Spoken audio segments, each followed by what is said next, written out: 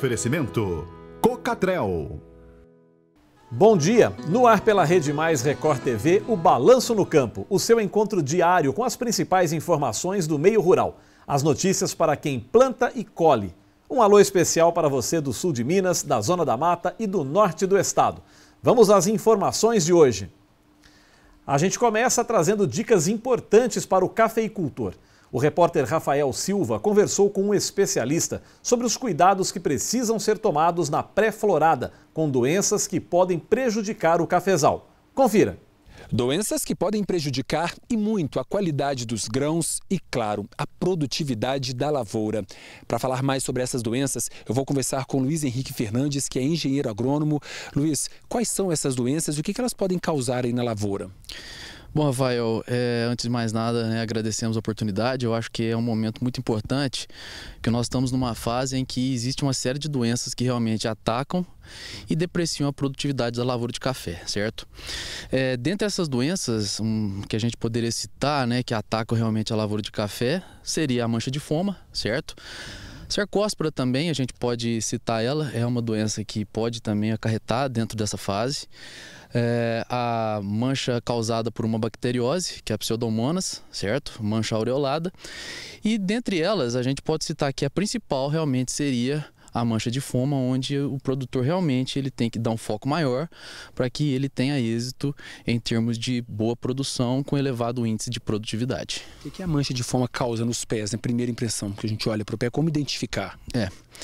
A mancha de foma, Rafael, antes de mais nada, ela é uma doença que ela ataca diversas partes da planta de café, certo? Desde a parte vegetativa, aí a gente está falando de ramos em crescimento, quanto também a parte reprodutiva da lavoura, tá? Então, ela diminui o pegamento floral, que a gente fala, que é a expressão das flores em fruto, o que vai levar depois a uma diminuição da produtividade, tá? Como também, depois dessa fase aí do florescimento, quando está no desenvolvimento do chumbinho, que é o início ali do desenvolvimento do fruto, pode fazer com que também acarrete perda, quedas de chumbinho. E tudo isso aí, como a gente falou, deprecia na produção. Se não for bem controlado, vai gerar aí um malefício muito grande para o cafeicultor. Agora, Luiz, o que fazer nesse momento? O que o produtor pode fazer para tentar ou erradicar ou minimizar essa doença? Rafael, é o seguinte, existe diversos produtos que são altamente eficientes para o controle dessa doença, tá? Só que eu acho que é de extrema importância para o cafeicultor, ele dá uma importância muito grande para o momento correto da aplicação desses produtos. De nada vai adiantar ele ter uma boa tecnologia na mão, se ele não empregá-la da melhor maneira possível para que realmente ele tenha o resultado esperado, que no caso seria o bom manejo dessa doença, tá? Então, assim, de suma importância a gente se preocupar a fazer as pulverizações de pré-florada e de pós-florada, tá?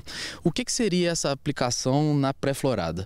Seria uma pulverização onde o produtor ele vai na lavoura, ele percebe que aquele início daquele florescimento ainda as pétalas não estão totalmente abertas, tá? Tem gente que chama de dente de cachorro, outras pessoas chamam de cotonete, enfim, é aquele momento em que realmente as pétalas elas não estão totalmente expandidas. Esse é o momento da pré-florada, então ele procede-se com uma pulverização nesse momento. Em torno de 25, no máximo 30 dias depois, nós temos o pós-florada, porque depois essas pétalas elas se abriram todas e começam a secar e começam a cair. Esse é o momento, então, de você fazer uma aplicação pós-florada e com isso você vai fechar toda a possibilidade de entrada desse fungo que vai acarretar todos aqueles malefícios que a gente já disse, tá? Acho que uma coisa também que é extremamente importante do produtor ficar ciente. Muitas das vezes a gente é questionado se seria melhor se eu fosse fazer apenas uma pulverização, o pré-florada ou o pós-florada. Na verdade, o melhor é você realmente fazer o pré e o pós-florada. Por quê? Porque é uma doença que o período de incubação dela, que significaria o quê? Entre você não ver problema nenhum e você já ver o sintoma da doença, dura de 5 a 7 dias. É um período muito curto para uma lavoura de café, certo? Então, quanto mais a gente puder fechar essa janela, essa porta de entrada para o fungo, melhor será. Cada pulverização vai te dar um residual em torno de uns 30 dias. certo? Então, eu procedendo com as duas pulverizações, dentro desse posicionamento que a gente já passou e que, tecnicamente falando, é o melhor, pensando em proteção da florada, a gente dá condição de finalizar, né, todo esse período onde a planta ela fica mais predisposta ao ataque de foma. Ao longo desse tempo, as condições climáticas começam a desfavorecer a doença e assim a gente não dá nenhuma condição para que ela se manifeste no período tão importante que é da florada do café, onde nós estamos definindo o nosso teto produtivo para a safra que nós estamos dentro dela. Agora, nesse momento, as pétalas já estão abertas em grande parte dos pés. Ainda dá para pulverizar ou nesse momento não é legal? Esse aí é um questionamento muito interessante, porque muitas das vezes, né, o produtor ele tem uma certa concepção que ele fica receoso de pulverizar, né, no momento onde as pétalas das flores de café já abriram. Ele fica com medo de atrapalhar no pegamento floral, de repente aquilo não vai se manifestar em produção, ou até mesmo pela turbina do próprio pulverizador derrubar essas pétalas no chão, e isso aí vai acarretar numa perda. Mas na verdade isso não é um problema, tá? Isso a gente não precisa de ter medo com relação a isso. Isso é mais um mito, tá? Do que propriamente um fato.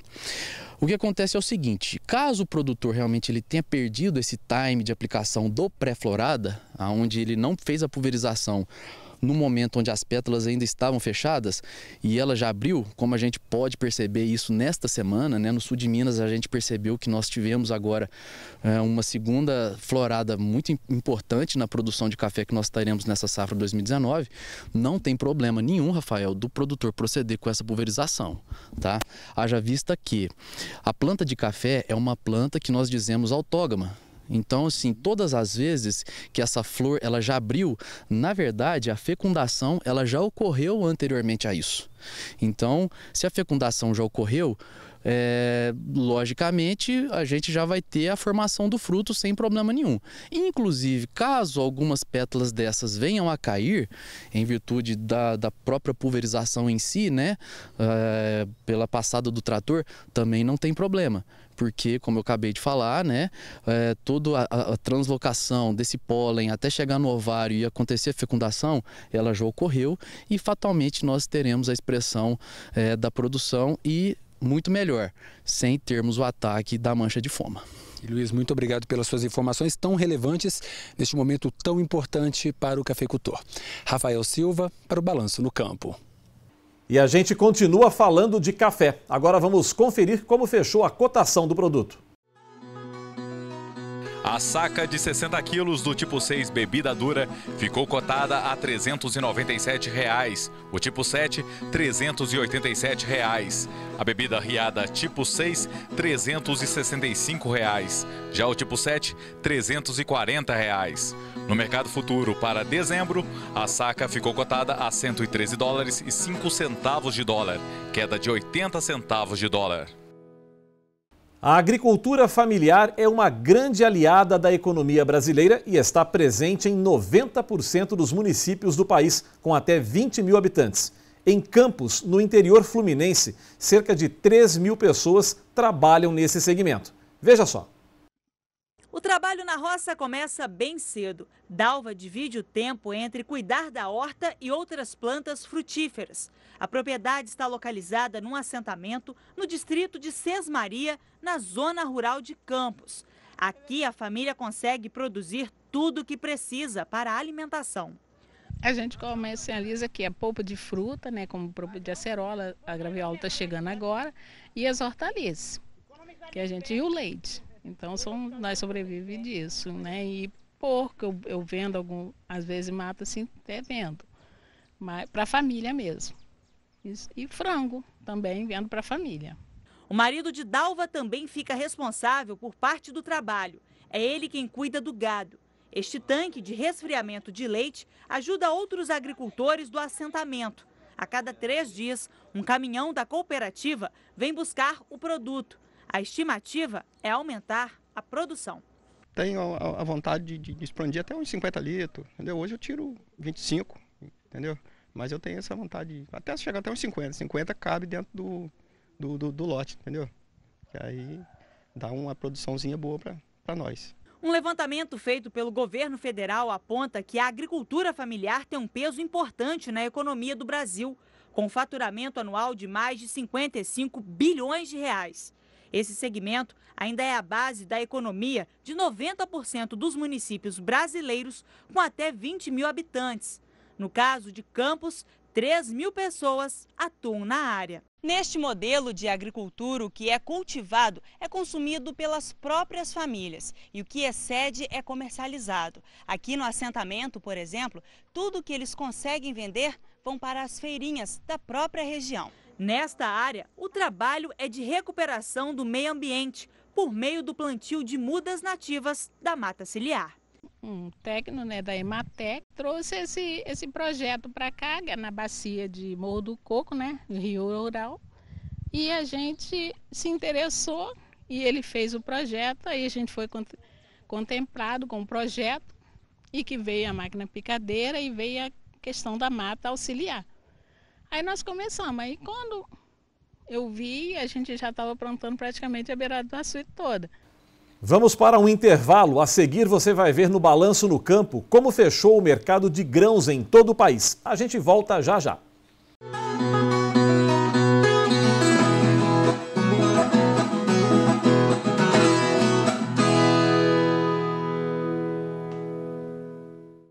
Oferecimento Cocatrel.